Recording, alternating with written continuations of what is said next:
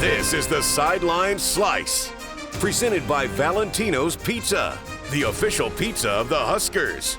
Here's your host, Jessica Coody, and Husker Radio Network analyst, Jeremiah Sirles. Welcome into another episode of the Sideline Slice, presented by Valentino's Pizza, the final regular season episode as we head to Iowa coming up on Friday. Alongside Jeremiah Sirles, I'm Jessica Coody. Sirles, we closed out last week's podcast with saying, hey, do it for Sirles, beat Wisconsin for Sirles, and they got it done. Beat Wisconsin. You were a happy camper about that one. Absolutely. Anytime you can beat up on Wisconsin, it's going to make me thrilled. And I was watching it in the deer blind with my son, so that even made it that much better. I mean, such a fun game all around. And we're going bowling. I mean, we're doing the things. We're going bowling. We have bowl practices. I mean, just talk about a win. Then volleyball shoves it up Wisconsin, too. What a weekend to be a Husker. Men's basketball knocks off Creighton on Friday night. They got it going. Oh, I forgot about that. Yeah. So it was a big weekend to be a Husker. Oh, those are the weekends you live for. What about just, the offensive performance is the most points scored under Coach Rule in a Big Ten game. What allowed for that kind of performance? What were you seeing that you liked the most about the offensive performance? No, from the word go, I loved that Dana Holgorsen had an opener script. And I'm not saying that Satterfield didn't, but he knew how he wanted to attack that Wisconsin defense. And he has what we refer to as the openers, right? So every night before the game, every team I've been on, the offensive coordinator would get up front with the quarterback and say, hey, here's the first 15. Right? Here's the first 15 plays that we want to get after this team with based off of game plan, based off of film study, based off of schematically what they want to do. Here's how we want to attack them. And then when they adjust to that, we'll get to the rest of our game plan. And his opening script was chef's kiss. I mean, it was so good. He mixed in runs. He knew where he wanted to go with the ball, having Raiola push it down, mixing different protection schemes in, getting down in the red zone, putting Harburg in to have that threat of the dual run. The dual quarterback. It was just a very well-coached football game on the offensive side of the ball, which allowed playmakers to go make plays, right? You talk about USC, and we saw some flashes of it, but there wasn't enough guys making plays. I saw Banks make plays. I saw Nair make plays. I'm watching Luke Lindemeyer throw dudes over the pile, right? Everyone, once you get some confidence in offense and you get some confidence in what's being called, you go out there and just play free. That's what I saw from this Husker offense on Saturday, and that gives me so much optimism for the future. All right, we got to start with Emmett Johnson. He's obviously a favorite around here for all of us. Career high rushing yards, the first 100-yard rusher of the season. How good is he at just making things happen, even after the catch, after contact? He seems to have found another level here these last couple weeks. Yeah, it's been great to see, talking about the thunder and lightning punch of Dowdell and Emmett Johnson, and then when Emmett got the hot hand, just to keep going to him, right? You could tell he was really in sync with the offensive line and in sync with the blocking schemes and how to push the hole, make the cutback. And then he did things that Dana said, like break tackles, right? Get guys off of you, run through the arm tackles, run through the smoke, as we used to say. And watching him continue to evolve as a better runner inside the tackles, and then to show the speed that he still has out of the backfield, and to get the ball in his hand to be able to run away from safeties and run away from corners that might have the angle on you, he's going to continue to be a great weapon for us down the stretch. And I'm really excited about his growth and development this year, and I'm really excited to see how he finishes off with. We're going to need him here against Iowa and whoever we play in the bowl game. Another solid performance for the offensive line, but I did want to go back to what you just said about, filling the rhythm with the offensive line between them and Emmett. What is that like? What is that process like? How important is that? Because it's just all the, I think maybe you think, the O-line's got to block and then the running back's got to run through the hole. But that connection and just that balance between working together, how important is that? And how does that, develop throughout a season? Yeah, it's a timing thing. Right? Like the run game, I'm going to compare it to like a dance, right? There's a timing and a rhythm to it, right? It's not just, hey, here's the X's and O's, here's the schematics, how you're supposed to block it, go block it, running back, run here, right? It's a rhythm of, hey, here's the point of attack, here's where the double teams are, here's where your single blocks are, here's where you want to press the ball with the hole to get the linebackers to flow, here's where your cutback is. right? And it's a dance between everyone on the field, but the guy with the ball is the one that can ultimately make everyone right. And I felt like Emmett was really trusting the O-line of, hey, I'm going to push this ball to the point of attack as far as I can to set up the cutback. Or, hey, the point of attack's open. I'm not going to force the cutback. I'm going to put my foot in the ground, go get 4 yards in a cloud of dust. And when you can start to feel the rhythm of what that looks like from an offensive line standpoint, you really start to have that little bit of an extra pep of, hey, I trust this back behind me. I know he's going to make the right reads, because nothing is as frustrating for an offensive lineman when you turn on the tape on a Sunday morning right after the game and you're going, well, there was the cutback lane that he missed, or man, why did he pick that out front side, or why did he bounce that to the unblocked player? Like, those stuff get frustrating as an offensive lineman. Equally for the running backs when they're like, well, the 3 technique is standing in the hole. What do you want me to do? Right? And so when you can eliminate those type of things and you turn on the tape and you're like, man, we're in sync. You're trusting us. We're trusting you. You're making the right reads. We're getting on the right blocks. That's how you start to really find a groove in the run game. That's great perspective.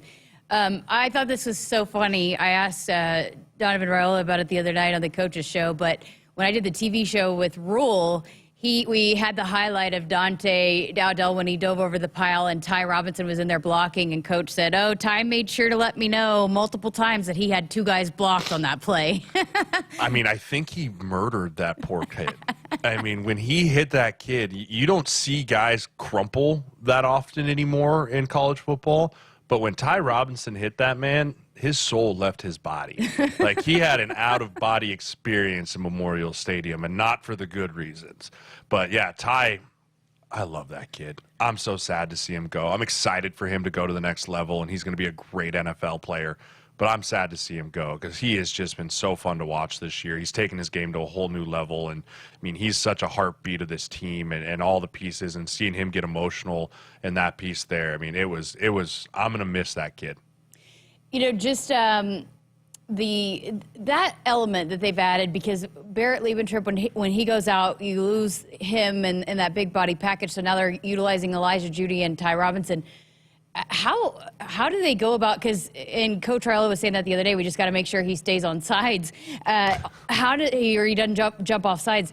What is that like when you're trying to get a guy that doesn't play that very often to come in there and utilize that in that kind of package? Well, you just got to dumb it down, because D linemen are dumb, right? They're just see ball, sick ball, right? There's nothing else in their little minds. It's the hamster wheel. It's just go get ball, right? So then you put them on the offensive side, and you're like, listen. You have to think. Use that brain, right? There's a snap count. There's a formation. There's a check, right? You got to think about these things. And it just takes preps and practice for them, because it is so foreign to them. Right? But when you can have a guy like Ty that has played a lot of football and can hone in for 2 or 3 plays that you really need him to make a difference on, he can be a weapon, right? He can definitely be a weapon, not just from that, I mean, he's a human weapon on the football field at times, right? So he's a great piece of that, but it just takes some adjustment to their brains of attack to, hey, think, understand, react, understand the process. Why are we doing this, right? There's a lot more conceptual football on the offensive side than there is defensively. Well, how about the defense goes the whole season without giving up a rushing touchdown inside Memorial Stadium this year? That's bananas. Like, that is an actual banana stat in the Big Ten, right? If it was in the Big 12 or the ACC, like, oh, okay, I can see that.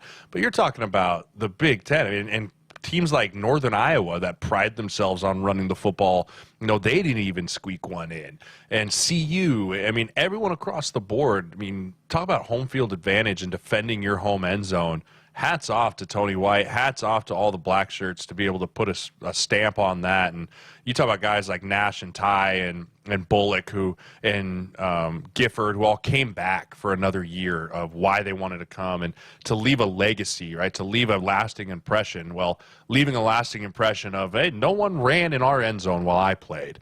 That's going to be really fun for them to hang their hats on. And it's just a testament to how hard those guys work. Why were they able to do that? I think a lot of it was just when you got into the red zone against us, we kind of found another gear on defense. Yeah. Right. There was times teams would move them. I'm thinking like UCLA, right? Move the ball up and down the field, kind of at ease almost. We were like, come on, boys. But then you get into the red zone, and we would just bow our necks. right? They would just stiffen up, and things happened quickly, and they were able to find ways to make negative plays in the red zone and get it so that they're not running downs. Right now, 1st and goal from the 14 instead of 1st and goal from the 5 or whatever it might be. And then whenever we had the chance to make a negative play, we took it and we ran with it. And I just think that, when you can have good, solid red zone defense, you're going to end up winning a lot more games than you lose. Again, it was a solid performance up front, but then you saw just a couple of the breakdowns again in the secondary. What are you seeing that's, that is causing that teams are getting those really just huge, massive plays, and that's really seems to be all that this defense is giving up is just 2 or 3 big plays in a game, and if you take those away, you're talking about a really great defensive performance. So what is causing some of those breakdowns where they are getting those big plays, opposing team offenses? Yeah, I don't know necessarily. It's not something I can just point and say, hey, that's it. And I'll be the first to admit I'm not great at knowing DB play, right? But what it looks like to me is just a lack of communication or a miscommunication. Right, where, hey, I thought that you were going to take him when he took the corner, so I jumped the slant, or whatever it might be. Because when guys are running as wide open as they are, you know that it wasn't schemed like that. Or maybe it was them just taking advantage of our coverage and knowing where to come after us a little bit. But I think a lot of it is just miscommunication. I mean, there's been a lot of bodies back there.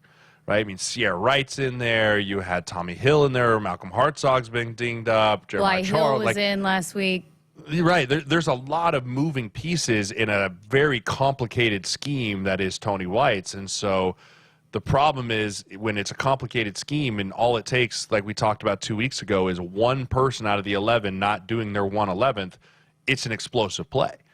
And that's what makes risk-reward, high feast, high famine type of defensive play that Tony White likes to play with the aggressive style.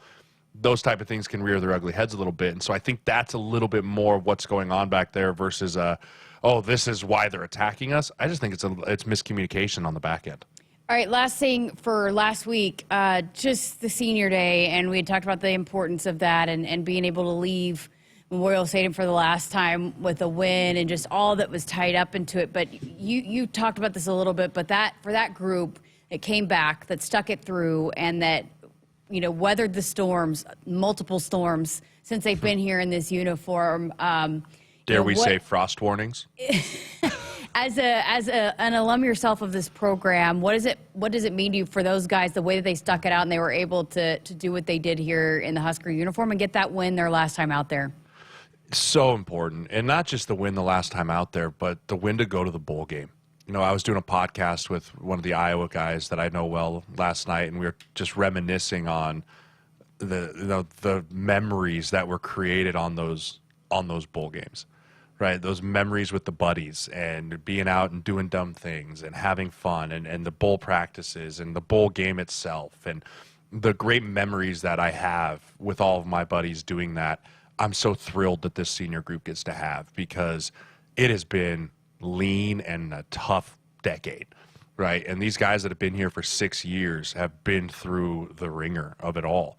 And they've been through coaching changes and strength changes and building changes and in conference realignment and the whole bit. And to win your last game as a senior was something I didn't get to do, and it still bothers me, right? I lost to Minnesota on my senior day, and it still eats at me, right? Or maybe it was Iowa. I think it was Iowa. Lost to Iowa, which makes it even worse. But to know that they've got that monkey off their back, regardless if they want to say it was or not, there was that monkey of like, dude, we got to get to 6. And for them to get that off their back with 1 game left, I expect to see the senior class come out and play free and play with their hair on fire because we got the bowl game, boys. Now let's go stick it to Iowa, right? Let's go take the Heroes Trophy, put the stamp on my senior class. Those boys are more driven than ever now, right? Because it's not we got to play for the bowl game. Don't play tight, right? We've got the bowl game. Let's go play to beat the crap out of Iowa. Great stuff. All right, let's dive into Iowa. And I guess the first thing that's your favorite. I forgot. We've talked about this. I feel like we talk about it every year. Is Iowa at the top of your hate list? They're up there. I mean, they're Wisconsin's 1A. Oh, yeah. Iowa CU flirt with 1B. Okay. They're both right there. All right. Well, I guess the first thing that people say and point to is their run game.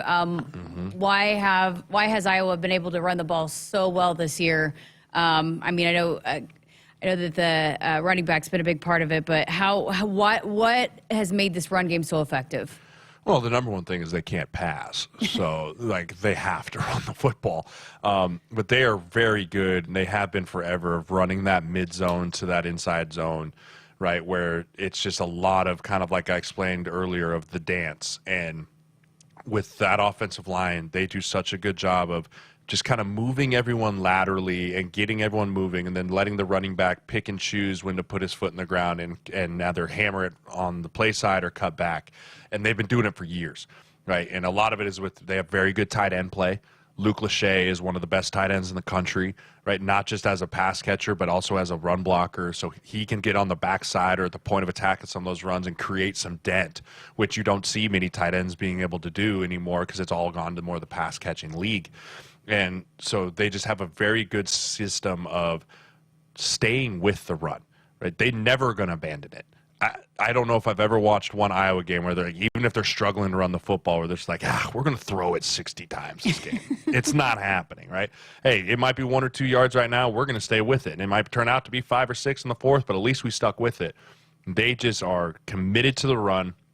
They know it's a committed to winning formula, and they're just going to keep powering with that mid zone to that inside zone. And it's going to be really important for our linebackers and our safeties to get up there and tackle this guy in space, because if he makes that one cut and everyone's covered up, he's dangerous to go the distance. So Caleb Johnson, 21 rushing touchdowns, over 135 yards a game, over 6 yards a carry.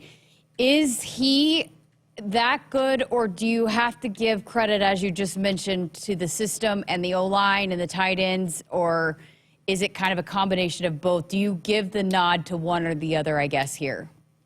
I think it's a combination of both. You know, that offensive line's got some good seniors on it. Logan Jones, their center, very good player. He's going to be an NFL player. They have Mason Richmond. You know, they've got a couple other guys that are good up front, but the back is the one that can always make you look better than you are. And, you know, he is as good as advertised. He's big, he's strong, he's physical, and he can escape in space. And anytime you average 6 yards a carry in today's era of college football, you're doing something right. And that dude makes sure that I talk about Emmett pressing the hole. This dude's going to press the hole to the last possible minute and try and make those linebackers commit over the top. And then he's so good at putting his foot in the ground and coming out the back door.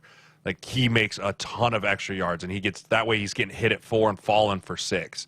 Right, we have to find a way to get his feet stopped behind the line of scrimmage and not allow him to get going to create those cutback lanes. How do you do that? How do you disrupt up front? You got to win. You got to win disruption. You know, they want to double team. That's what they want to do. They want to get double teams on Ty and Nash and Judy and those guys. You got to hold those double teams, Nash, and make sure that center doesn't get a free run up on Bullock. Make sure he's not getting a free run up on Wright. Right, allow our linebackers to run and get downhill without having to take on a blocker. Right, you've got to be disruptive at the point of attack this week for our defensive front, because if you allow this guy to get rolling and get going, like I said, he's going to fall forward for 6. Where teams have had success against Iowa is when they're getting in the backfield. This running back has to stutter his feet before he gets through the hole. All those things, you have to get him before he gets going, because once he gets going, he's one of the best in the country at reading and reacting. So what role is the secondary going to play in this one? So the secondary is going to play a big role, because corners specifically, if you study the outside zone scheme, corners historically have to come up and set the edge and make the tackle, right? So if I'm Malcolm Hartzog or Sierra Wright, I have to be willing to go up and be physical and set the edge and not allow this guy to turn the corner on the edge and force him back to my help, right? So the corners specifically this week have to be willing to come up and make a big-time tackle on a big-time running back, and it's going to hurt. You're small, he's big, it's okay. You have pads on too, right? Go up there, throw your head in it, make a good form tackle. Don't just dive and roll on the ground, because they are going to be the force players that have to show up this week. Okay, let's flip things over to the other side of the ball. We really talked about a lot of the offense and how they were able to get it going. But what kind of challenge does this Iowa defense provide? I mean, they do it year in and year out. What does this Iowa defense, what's challenging about matching up with this specific Iowa defense? They're just solid, right? Whenever time you look at Iowa's defense, it's hard to find flaws. Right, you're like, okay, where do we want to attack? Is it the point of attack? No, they've got pretty good interior D linemen. Okay, is it the linebackers? No, they've got, well, okay, they got another corner that's probably going to be drafted. Right, they've just got solid players at every level of that defense. Where I believe we can get after them a little bit is with the big passing game, right? Pushing the ball down the field, because this is not a defense that we're going to be able to go, hey, 1st and 10 on our own 20, we're going to go 80 on these guys. No one's really done that on them all year. They're very good at taking things away from you, making you go short and falling over yourself, ending up in a 3rd and 8, and then they can come after you. We need to skip some 3rd downs. We need to push the ball down the field on 1st and 2nd down, and the run ball crowd, including myself, hates this. But you're going to need to push the ball down and skip some 3rd downs and get ahead of the sticks, because it's going to be really hard to just down after down after down go to battle with this very stout defense.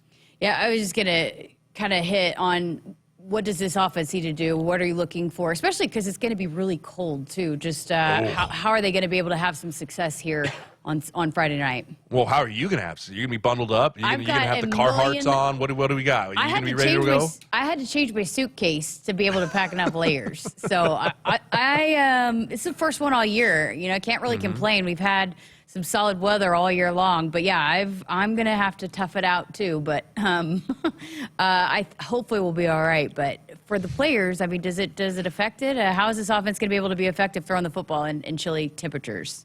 Yeah, the good news is it's not supposed to be super windy. If it was windy and cold, I've played in Iowa when it's windy and cold, and there ain't no ball going up in the air at all, because it's just going to get blown all over, and it's like catching a rock, right? But when it's just cold like this, the passing game is still very much alive. It's still very much alive, because even though it's cold, once you get out there and you get running and moving again, it really doesn't bother you. It's the wind that cuts through you like a knife. And so I'm not as concerned about the passing game in this for Nebraska, because I think everything's still going to be on the table. You know, the stuff that Dana Holgorsen wants to hit with the mesh routes and the deep shots that we saw last week against Wisconsin, that's all still going to be on the table there. It's just going to be more about, we're going to have to stay on the field, right? Because Iowa's going to want to eat up. Iowa would love this game to be 2 hours long.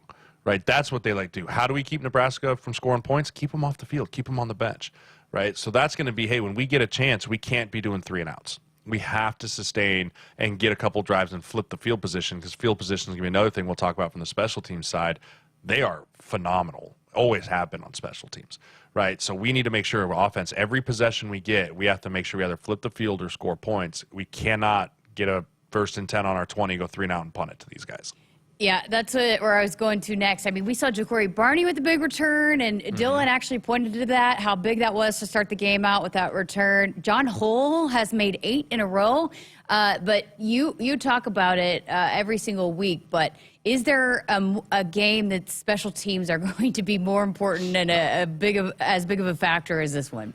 No, and look at the history of this game. What does it usually come down to? Field goal. Walk-off field goals by Iowa, right? I mean, that's what this has looked like since I can remember this rivalry. And so special teams is going to play a huge part in this game, because points are going to come at a premium. The over-under is set at 39.5, right? So that means the difference between scoring 14 and 17 might be the difference of winning this football game or not. So making sure the operation of the snap, hold, kick on anytime field goal, extra point, has to be perfect. Our punting game, Boom Sheeney's got to be great, right? He's got to continue to do what he's done, because Iowa's offense is not built to go the distance all the time either, right? So make them earn it all the way down the field. Special teams may win or lose us this game. And I mean that in sincere, as I love the offense, I love the defense. The third phase, the forgotten phase of football, may be the one that either wins us or loses us this game. So on that note, let's get to some keys. I'm sure special teams, one of those keys. The number one key this week. Which is not always the case. It's not. But when you talk about an Iowa team, I talked to the guys on the podcast last night. I said, what does Iowa have to do to win this game? And they go, we have to do what we always do. Stay out of our own way and let Nebraska trip over themselves. Right? And hearing them say that, they're like, you guys we get a pump blocked, or you throw a bad interception, or whatever it may be. That is kind of what they hey, we'll stay out of our own way and not beat ourselves and allow you to beat yourselves. And that is going to be a big piece of special teams of they cannot be taken for granted. Every time that special teams unit steps out on the field, regardless of what punt return, kickoff return, extra point field goal, buttoned up, treating it like it could be the game-winning play, because it very well might be. Number 2, I'm just going to continue to go with disruption and tackles for a loss on defense, right? I'll get into the backfield. Don't let these guys get started. And you get to tackles for a loss, that's what? You're making Sullivan throw the football now. They don't want to throw the football when it's 3rd and 8, 3rd and 9. Allow Jamin Williams, allow Lenhart, allow those guys to go get after the quarterback like we know they can. You got to earn the right to rush the passer by winning on 1st and 2nd down. And then the last key of the game is going to be turnovers. We say it every week. We won turnover battle last week. We win the game. Iowa, we cannot give them the football on a short field. Make them go the distance. And vice versa, against a very good defense of Iowa, the Blackshirts can get us a ball inside our own 50-yard line and give us a chance to go score points, or at least get 3 on the board from a turnover. Again, have to take advantage of those, and we cannot leave points out on the field. All right, great stuff. Can't wait to see it all unfold. Appreciate your time, as always. Happy Thanksgiving, and hopefully we're talking about another win coming up next week here on the podcast. Absolutely. Stay warm and enjoy Iowa City. I will do my best. All right. For Jeremiah Sirles, I'm Jessica Coody. This has been the Sideline Slice, presented by Valentino's Pizza, the official pizza of the Huskers. Go Big Red. Valentino's, treasured Italian family recipes passed down for generations. Valentino's has become Nebraska's classic Italian tradition and proudly served in Memorial Stadium for over 30 years.